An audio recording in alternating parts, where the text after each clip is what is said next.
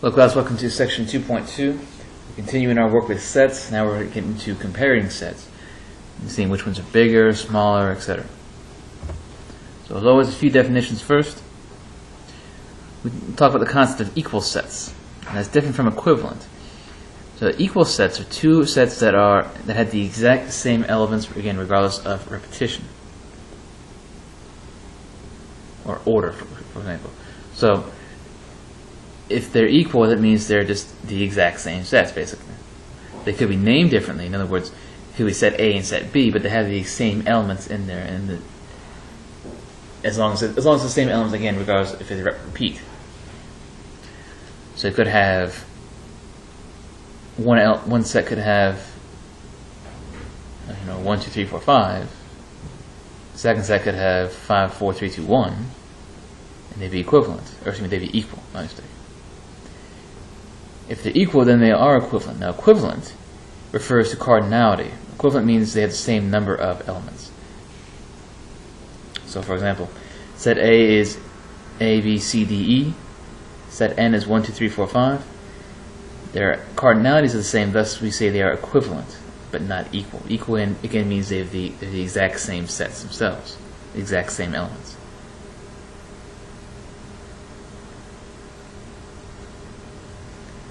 We say when they're equivalent, or equal for that matter, they have what's called one-to-one correspondence. It means you can match them up. And I'll expand more on that in a second. So again, equal sets mean they have the exact same elements. Equivalent means they have the same number of elements, the same cardinality. Subset is a set or a group, which is part of a larger set or group. So, for example, even numbers are a subset of real numbers, just as vowels are a subset of the alphabet. Basically, it's a smaller set of a larger set. In the previous section, we did an example where I talked about set C is the number of students in a class, and I broke it down to sets M and F for males and females. We would say M is a subset of the group C. In other words, the set of males in a class are a subset of the set of all people in the class. So it's a smaller set of a larger group, or at very minimum the same size. Now a proper subset, and it says here, every set can be a subset of itself. We say A is a proper subset. Now the reason this is, and I can go over that definition, but it's better if I can explain it and show you an example. Proper subset comes from the original definition of subset, meaning that the way subset is defined, this was a problem when it was first, when set theory was kind of in its infancy. When a subset was defined as such, it allows for a set to be a subset of itself. In other words, a set is a subset as long as all of its elements are in another set. So like I said before, when we have the group of males out of a group of people in the class, obviously all the people in this group of males are in the group of the class. So that's the subset. But the way the subset is defined, a set can be a subset of itself. In other words, if you just consider the set of males, the number of males in the group is still the same number of males if I were to repeat the group. So we say it's a subset of itself. A proper subset clears up that definition. That was a mistake found in the original wording. A proper subset redefines it to what we would really consider a subset. It has to be smaller than the original group. And as you can see here, an important note, the empty set is the subset of every set. And I know I'm using the word set a lot here. It's hard to keep track of some of this. Empty set, remember, is the null set. We said the null set is a subset of every set. So no matter what set you can think of, the null set of the empty set is considered a subset of it. So let's expand on this idea of subsets, proper subsets, and all this confusion. First of all, one-to-one correspondence. Another example. My set A is Monday, Tuesday, Wednesday, Thursday, and so on to Sunday. And my set B is numbers 1 to 7. So we say since these two sets are equivalent, which means again the same number of elements, we say they have one-to-one correspondence, meaning that, as you can see here, I can match up Monday to the number 1, Tuesday to 2, Wednesday to 3, and so on. Meaning that every element in each set can be matched with a single element in the other one. Now I just pick 1 to Monday, 2 to Tuesday, and so on arbitrarily. I could have said Monday to 3, Thursday to 5, and so on. The only thing that matters is that each element in each set is matched with a single element in the other set. Then it's considered one-to-one correspondence. And again, if they're equivalent sets, then they are considered, you can have one-to-one correspondence. And again, this reinforces, if the cardinalities are the same, then they are equivalent, but that does not mean they are equal. Okay. So keep in mind, equivalent is different from being equal. So in this whole subset business, here are 3 sets. A is 2, 3, 4, 5, B is 4, 5, C is 2 and 3. Here's some statements I can make. I can say that B is a subset. Now that first symbol there is referred to as a subset. So we say B is a subset of A. The second symbol is a proper subset. You notice the difference. So again here, this is a proper subset, and this represents a, get it right, a regular subset. Here's a good way to think of it. For those of you who remember this from your algebra days, the proper subset, the subset, looks a lot like a inequality sign. Maybe inequality signs. Let me see if I can put one here for you, like this. There's a lot of similarities. So think of it as an inequality sign, and let me illustrate it here. It's like saying less than or equal to. And in fact, let me put it up here closer so you can have a better reference. It's like saying B is less than or equal to A. It's the same idea. So again, a subset is the equivalent of saying less than or equal to. So it's a true statement because B is less than or equal to A. Now if you look at it, the elements in B are all in A, and that's what the subset means. All the elements in B are included in the elements of A. In other words, 4 and 5 are in both. So we can say it's a subset. Now at the same time, remember, a subset allows for the same set to be a subset of itself. A proper subset, which is the second element here, second symbol, it's like saying B is less than A. Now if you remember from your algebra, when you say less than, it means it cannot be equal to. That's why I said the proper subset redefinition eliminates the chance that it could be a subset of itself. It eliminates that equal part. So it's like saying B has to be less than A. In this case it is. It is true. B is a subset of A. It's a proper subset because it's not the same.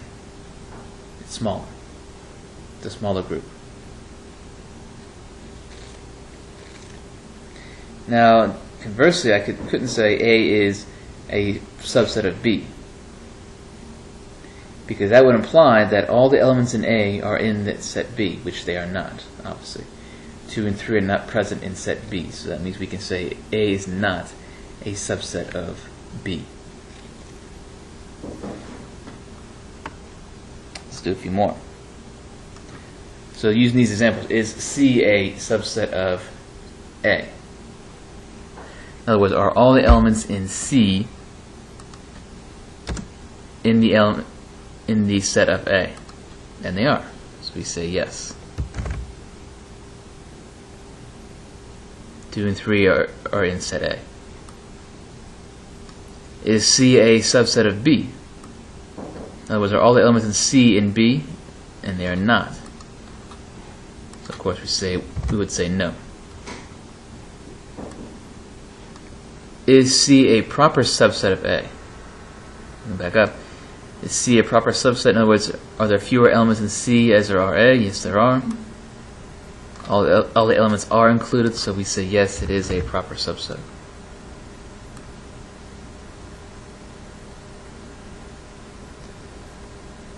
Now moving on to a new set, and this is where I mean, so you get that. This is where I talk about the idea of that a set being a subset of itself. And as you might be thinking, that whole wording, all that set business, all those definitions and verbs and stuff and thrown at you, it does get confusing. That was again the issue that was brought up many years ago when set theory was in its infancy, when they were trying to make what's called a complete system. They were saying, hey, you made a mistake here. This allows for some confusing stuff. And here's an example.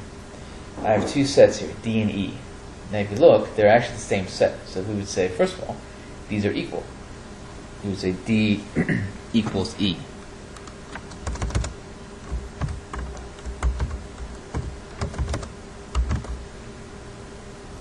Now second, we can say that D is a subset of E because, again, subset means all the elements in one set are in the other. So in other words, all the elements of D are in E. That is true. But they are the same.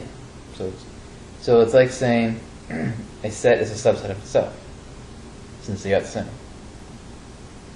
Likewise, I can say E is a subset of D because every element in E is in D. So again, this is what causes the confusion.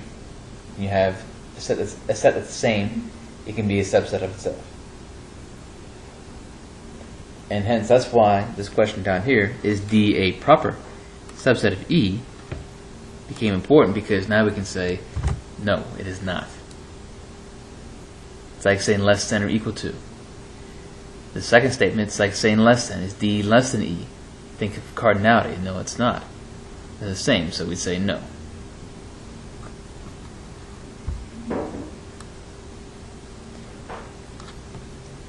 Last example. Here's some more sets. A is 1, 3, 5, 7, B is 1 and 3, C is 3, 7, 5, 1, and D is a null set. What are some conclusions that we can draw? First of all, is A subset of C? And you might want to write these down so that now I'll keep going back, but so you don't have to keep pausing me to catch numbers. You might want to write this down on your paper so you can look at it at your own speed. And of course, remember, on Integrity, you can print these out, and I will include this file on Blackboard. So is A a subset of C? Are all the elements in A in C? Yes, they are. So we'd say a big fat yes.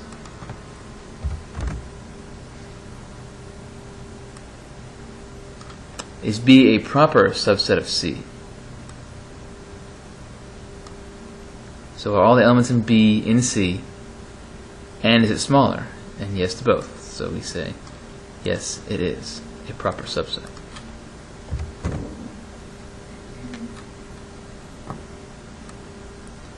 Is B a proper subset of A? In other words, are all the elements in B in A? Yes, they are. So again, it's yes.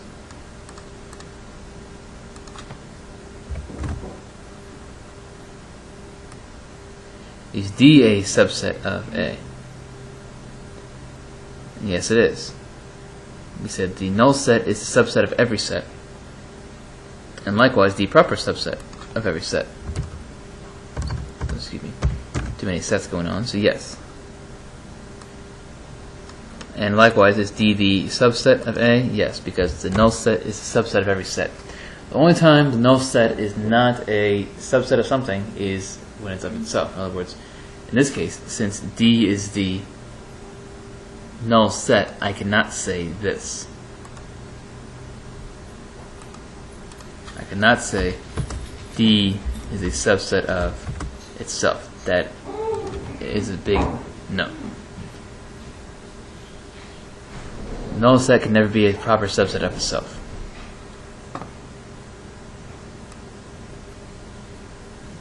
So then lastly, since we're talking about all those proper subsets, this is an important chart. It helps us to keep track of a few things. We talk about sets. In the first one, I have the null set, which has, of course, 0 elements. and it has one subset, and likewise it has 0 proper subsets. Just like we said, the null set cannot be a proper subset of itself. Now if I have a set of one element, I just chose one, it has of course one element. How many subsets does it have? Well, the set of one, because we said every set is a subset of itself, and then of course the null set, because the null set is a subset of every set. So that's 2 subsets that are possible, and one proper subset. Again, difference being, a proper subset is every element in the set except the whole set itself. In other words, I would exclude this set of 1. Let me make it. I would exclude this from the proper subset because it's the same as the original. Remember, when we talk about proper subsets, it's like saying less than, but not equal to. So we can't include the original set itself.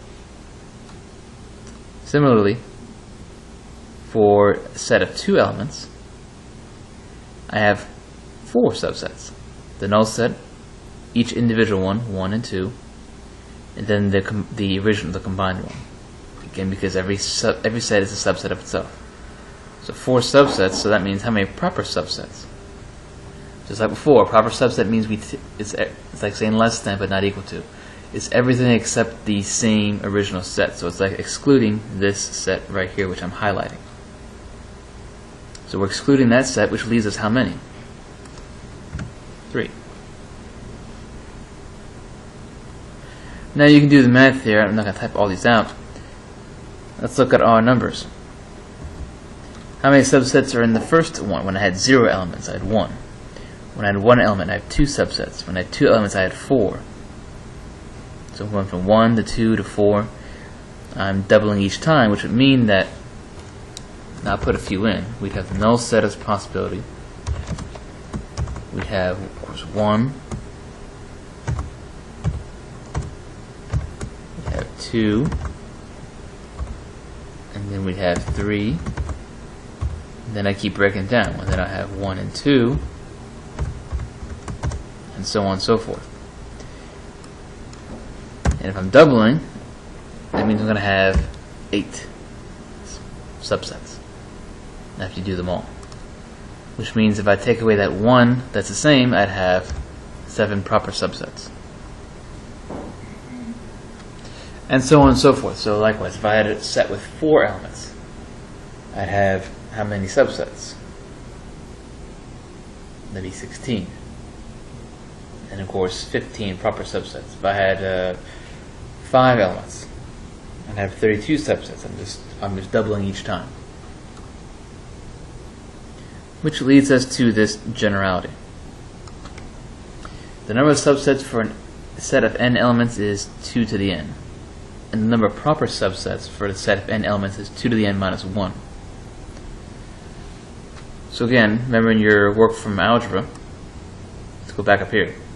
When n is 0, 2 to the 0 power is 1, because you said 2 to anything to the 0 power is 1. 2 to the first power is 2. 2 to the second power is 4. 2 to the third power is 8. 2 to the fourth power is 16. 2 to the fifth power is 32, and so on and so forth. And then of course, to get each of the proper subsets, we always take away 1 from each of those elements. So this concludes everything from section 2.2. Again, look over definitions because there's a few to go over, and of course, review the work on subsets and sets. It's a little confusing when you first learn the notation and the terminology. So review that just so you have it down. As always, if you have any questions, feel free to contact me, and have a good day.